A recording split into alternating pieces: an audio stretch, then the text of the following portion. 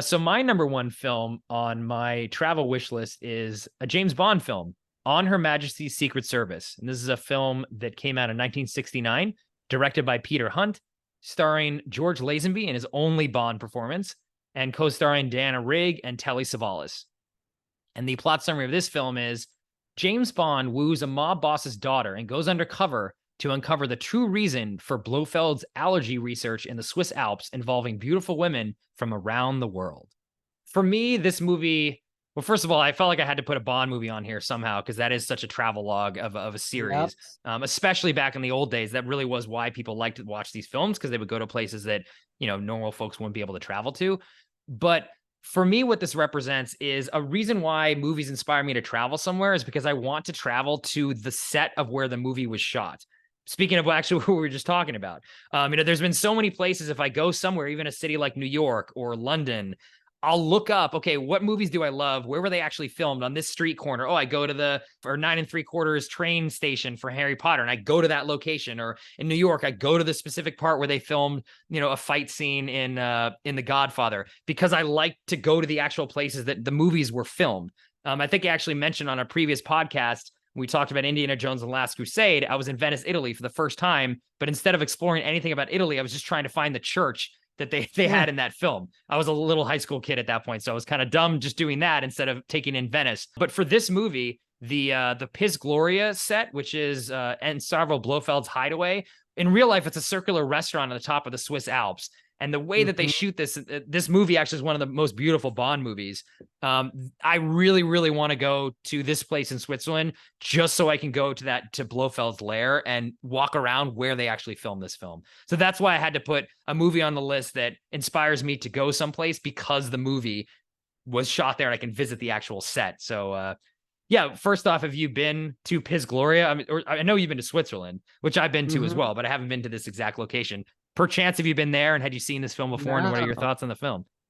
Yeah, I had not been to this place, although I have been to the Alps and Lucerne. There's like a kind of Mount Titlis or Pilatus, that two mounts that I've been to, and they were these kind of revolving restaurants with like glass and such. And I was like a teenager, so I don't remember much, but I still remember being in total awe and had a great time and all of that. So, but yeah, I had watched this movie before. This is, I mean, you're the one who actually pointed me to this movie, and I think this is in my top 5 Bond movies. It's for me amazing. Too. Yeah, it's just so well done from head to toe. I think he's great as a Bond, and I know there's sort of backstory of why this didn't quite work out, but I think he, not to get ahead of ourselves, kind of marries the Sean Connery and Daniel Craig personas the best, where he has sort of that suaveness and cheekiness, but he feels like a real person, and the way Daniel Craig does. So, but yeah, the movie is super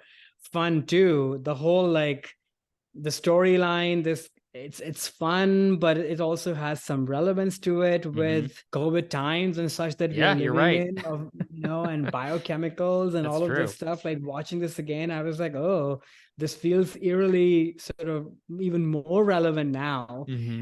But it's also hilarious and campy in the best possible way, the way, most Bond movies are, especially from that era. Right. I mean, the fact that you have all these beautiful girls from all over and they have allergies of foods of their native countries. It's so funny. It's just hilarious. And I mean, I'm just going to say this because it just makes me laugh, even though it's kind of despicable. Yeah. The one girl who's, I don't know from which African country she's from, the only thing she eats are 2 bananas. Yeah, I know. So bad. And I was like, no, don't do that to her. Yeah, very 1969. Yeah, that would not fly today. No.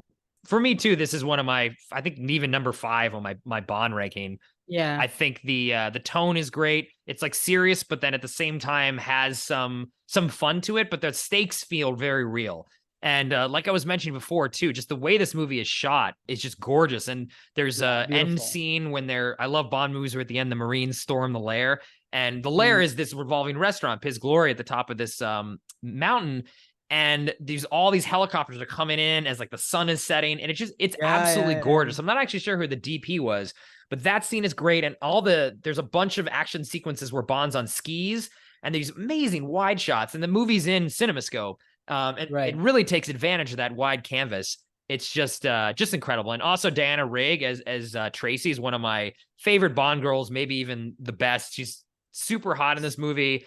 She's a whole character. She has her own kind of journey to go on, though. The plot is like basically James Bond marrying her to calm her down.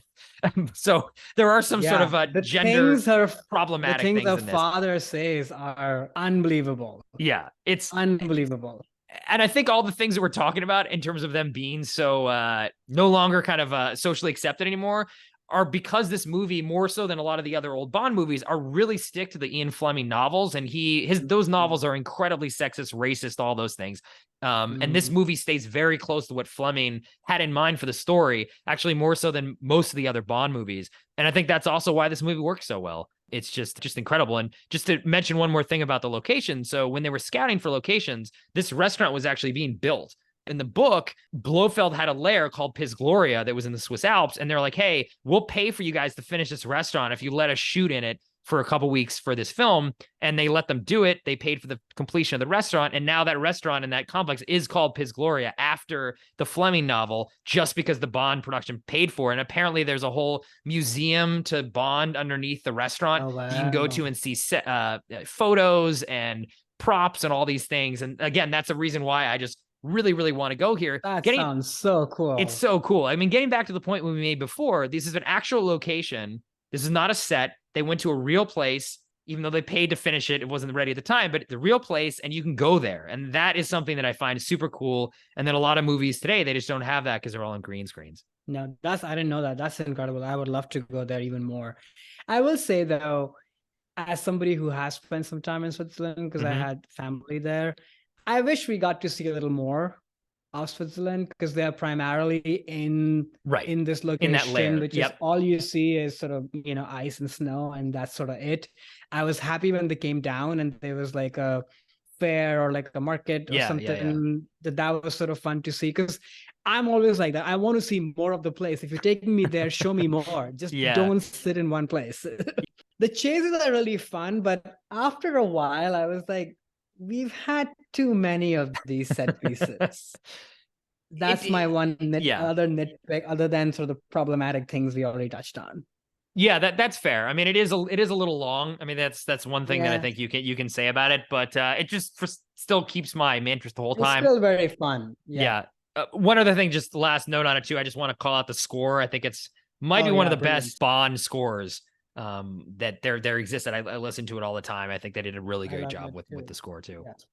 I totally agree. It's too bad that George Lazenby didn't sort of carry forward, because I thought he was just so great as Bond. Yeah, and I think they could have done some very interesting things, especially with spoiler at the end that James Bond's wife gets killed at the very end of the movie. And in the books, that's a driving motivation for him over the next couple novels. And they kind of deal with it in the movies. Like they mention it in the next couple Connery and Roger Moore films, but it's not really touched on. I think they could have done a lot with that. And they would have, I think, with Lazenby and that tone that they're really striking with this movie. It would have been, to your point, a lot akin to the Craig films, which actually the final Daniel Craig film, No Time to Die, is heavily inspired by this movie. Uses elements of the score, uses the famous line, "We've got all the time in the world," which is an incredible line in this film. They use it in a different way in the No Time to Die film. So they're kind of paying homage to this film. Plot with the chemical, biochemical stuff. Like it's, they use the same car, actually. They pull out the same car that Lazenby had in it. So I think they did a lot of fun allusions to this film, which is why I like No Time to Die a lot as well. Yeah, I think it would have been interesting to see if Lazenby had continued in the franchise. Oh, well, another universe. Hey there, it's Alex. If you like the review and discussion Karan and I just had, make sure you subscribe to our channel, Movies That Shaped Us, to get full episodes. Every other Wednesday, Karan and I cover a topic around important people, places, events, and moments in our lives, and then explore it through 3 of our favorite movies. Subscribe right now, or follow our podcast on Spotify or Apple Podcasts via the link in the description below. Hope you join us for the journey.